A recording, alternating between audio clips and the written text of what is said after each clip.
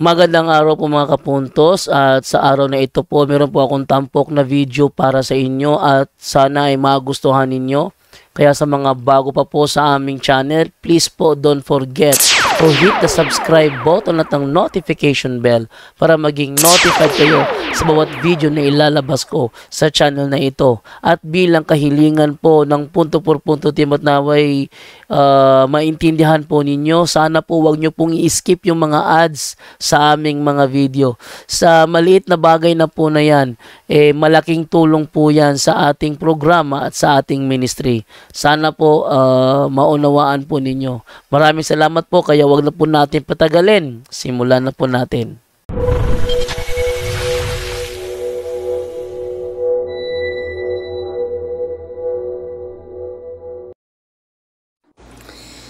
Hello mga kapatid, magandang gabi at bago lang tayo nakarating, no? And then nagsagawa tayo ng interview para sa isusulat natin yung mga karanasan natin dito sa St. Michael Exorcism Center. Kumusta na po kayo? At sana po ay nasa mabuting kalagayan po kayo.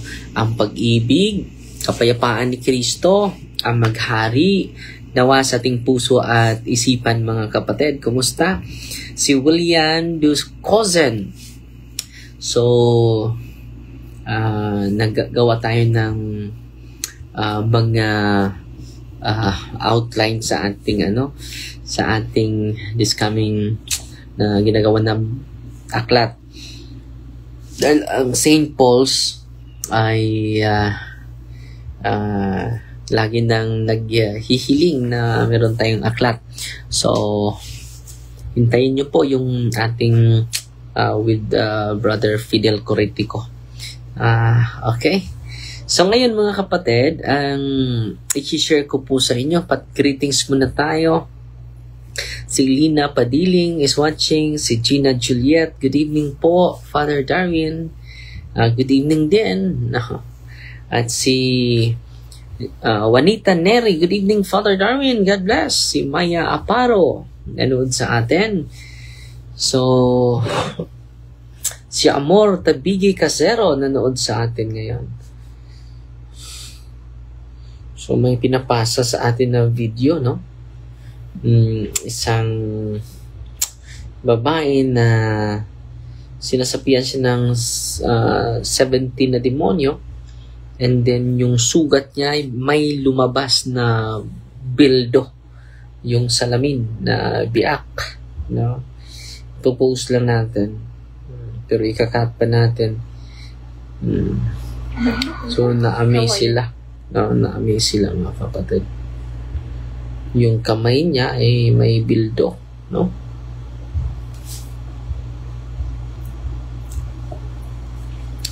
So, wait po na mga kapatid. So, greetings muna tayo, no? Justine Sailan sa Sibunga, Cebu. OLPP. Ano OLPP? Acolytes. Official Dre. Thank you. Si Angel Dasok.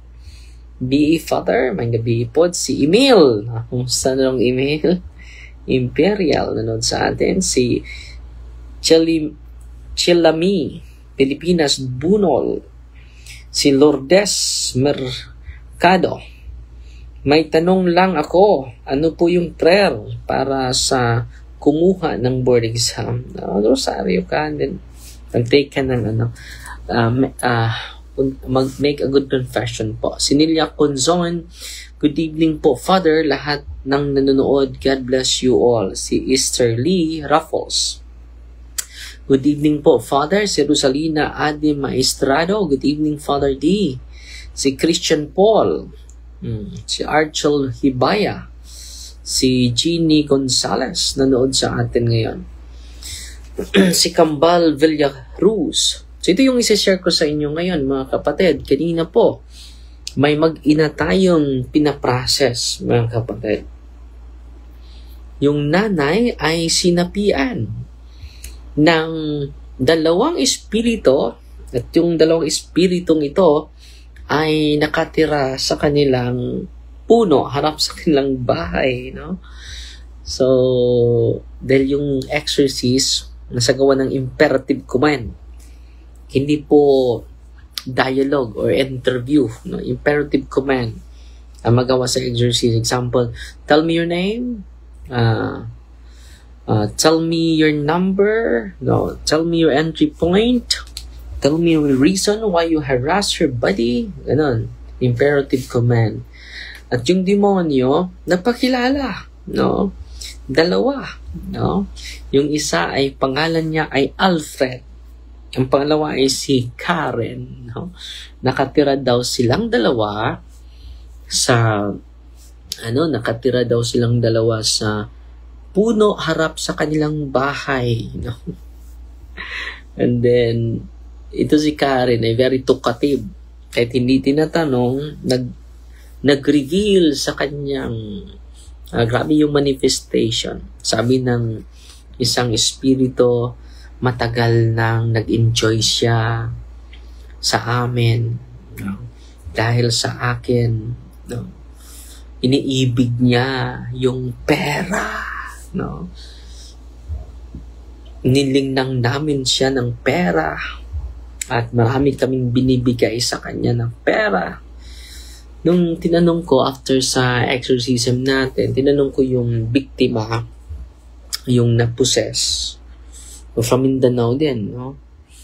So, grabe din yung mga pangyayari, mga trauma na nangyari sa buhay niya, hindi man describe po. 28 na mga albularyo na nalapitan niya, no? Marami na din siyang linapitan na pari, pero hindi makarelate sa kanya, no? Minsan ay sinabihan siya na parang baliw ka na. So, parang talaga siyang muntik nang mabaliw, parang baliw, no? Dahil yung mga experiences niya ay hindi talaga makarelate kapag hindi ka naging active sa ministry of exorcism and deliverance.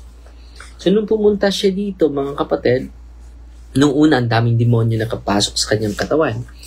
So, itong babaeng ito, na-liberated na sana. Pagbalik niya, dito, may dalawa nakapasok. At alam nyo, anong rason bakit nakapasok siya? Binulgar ng demonyo yung gawain ng kanyang anak. Yung anak niya nasa Kristan. No? During exorcism, nagsasalita itong mga demonyong ito na nakalabas na sana kami, pero nakapasok kami muli dahil sa ginawa ng anak ng sakristan niya. Nanood sila ng ball kasama yung mga kasamahan niya. At din naglalaro siya ng email. Yung mga email, mga karakter sa mga email, may mga demonic names doon. No, hindi natin alam.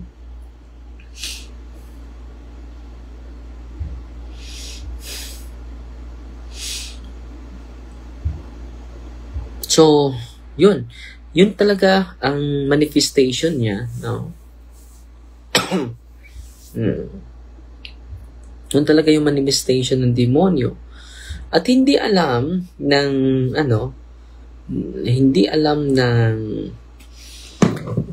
doon lang nalaman sa deliverance ang kabalastugan ginawa ng anak, no? Tinanong niya yung anak niya, umiyak yung anak, no? Sabi ng anak, hindi tayo makatago ng demonyo, ha? Binulgar tayo, no? Totoo talaga may demonyo. Nagsisi yung anak niya, umiiyak, and then nag-receive ng sacrament dahil sa mga kasalanan na gawa niya, no? So, sabi ng anak niya, hindi ako makalusot nito, ha? No? At tanong ng nanay, totoo yung sinabi ng demonyo, anak? Siya, totoo yun, nay. No? So, patawad, nay, no?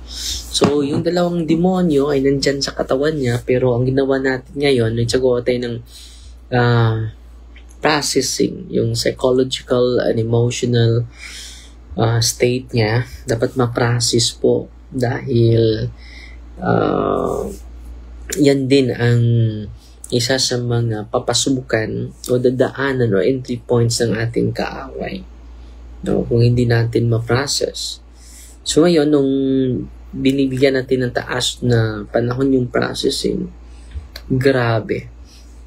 So yung isi-share ko ngayon, yung nanay muna, no? So bukas yung anak, grabe yung anak niya. So yung nanay, no, may dalawang pumapasok yun, si Alfred na nakatira, at sabi ni Alfred na gusto ko na magpakasal sa kanya, pero dahil sa sakramento hindi na ako na-realize yung dahil gusto kong kunin itong babaeng ito. At si Karen ang pasok sa kanya, mga demonyo yon. At tinanong ko yung pasyente na bakit nasabi ng demonyo, totoo ba yung sinabi ng demonyo na maraming bisis binigyan ka ng niya pera? Yes, Father, magbibigay yan ng numero. Lalabas din. Yes, Father, nanalo ako ng 120,000 pesos. Saan galing yung numero? Kay Karen. No, grabe, no? They'll open yung psychic ability niya. And then, grabe talaga. Nag-overtime yung kaaway natin. So abangan ninyo yung mga testimonya nila dahil isusulat na natin. Dahil meron tayong mga kada pasyente may folder tayo, kinukompile natin sila. And then marami akong natutunan sa aklat talaga ni Father Chad Ripperger na sinishare ko din sa inyo, no? So yung process of disappropriation, no, na sinishare ko kanina last Thursday, Friday, Saturday. At patutuloy natin sa sunod bukas, no? Until open bukas yung office natin. So, yan po, no? Nung natapos na yung exorcism natin, sabi ng pasyente, no, nandyan pa rin sila, Father. Yes. Dahil nung tinanong ko siya, natatakot ka ba sa bahay mo, sa lugar, yung kahoy? Yes, Father, natatakot pa ako hanggang ngayon. Kaya pala. So, activate your faith. No? Kapag magpadalas tayo sa takot, mga kapatid, so, under na tayo sa control nila. So, anong sabi ni Kristo? Do not be afraid. Malinaw na malinaw yan. Sabi niya, do not be afraid. Activate your faith. No? Hindi dapat tayo matakot. So, yan lang po, no, ang isi-share ko sa inyo, sa araw na ito.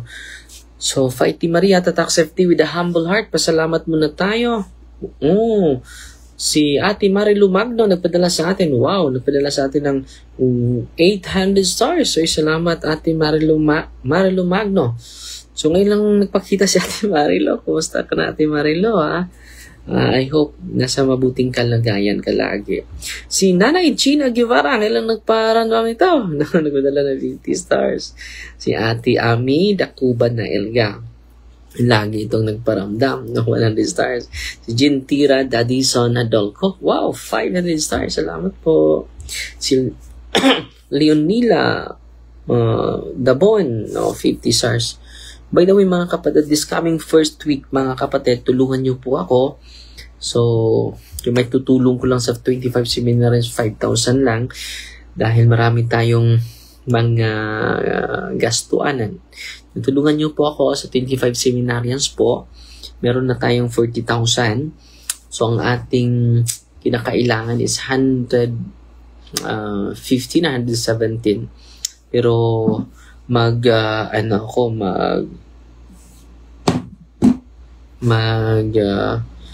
tatanong muna tayo ni Ate Juju. Hope the patient confidentially is well kept and the patient is well respected of its trauma and not described its name and location. Yes, Sister Remy. No, hindi natin binibigay yung kanilang address. No, hindi din natin binibigay yung para maano sila sa trauma nila, kapatid.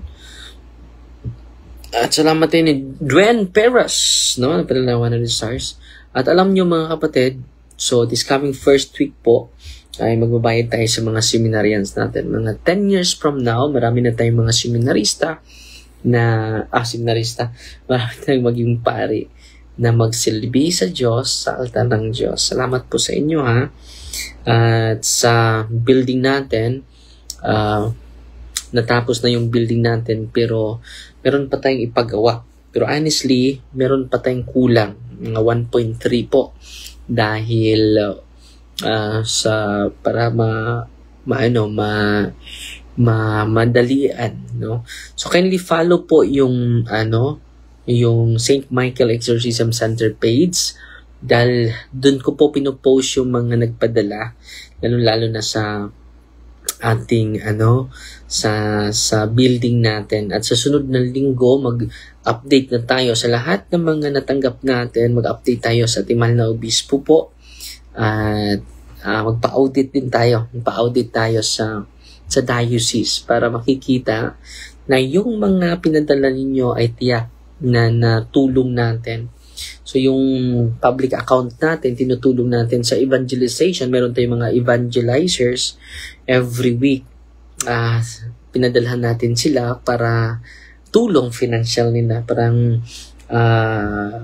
mabigyan sila ng inspirasyon sa pagpatuloy sa pagsiwalat sa katotohanan. And then sa sports and evangelization natin this coming next month pa, no?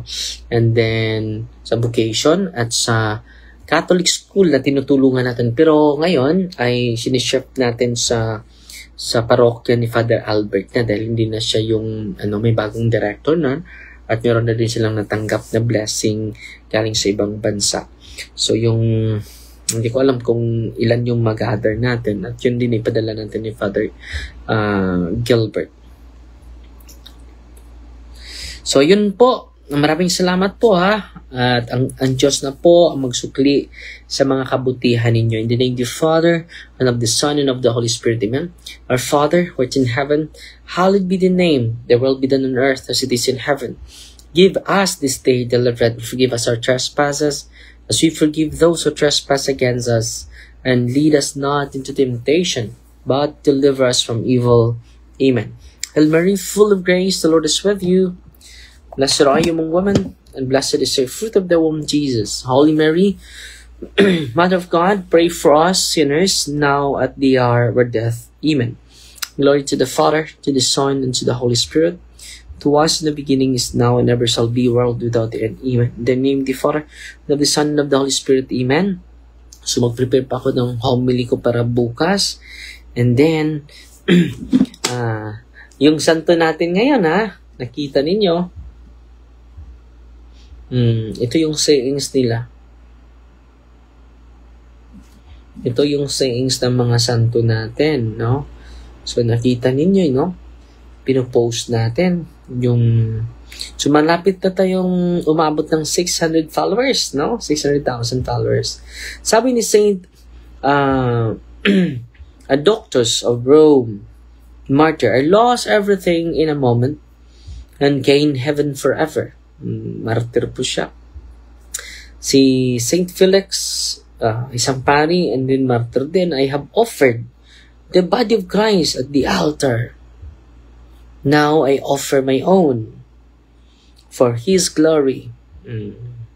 Ano pa yung sinabi niya? Saint Doctors of Rome, martyr, the world offered me silence and safety. Christ offered me truth and eternity. Wow, amazing, no? So, safety tayo kapag hindi tayo magsasalita, di ba? Ano pang sabi ni Saint Felix? Dalawa po ito.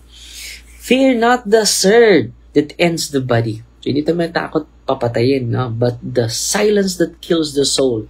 Kapag wala tayong ginagawa, hindi natin sinasabi yung katotohanan, silence kills the souls. That kills the soul. Okay? Yun lang po. Si Karen Magno, sabi niya, nagtatanong siya sa atin. Dominion po yung pangalan ng aklat na yun. God bless. Fighting Maria, Tatak sa FD with humble heart. Huwag kayong matulog without praying the Holy Rosary. God bless.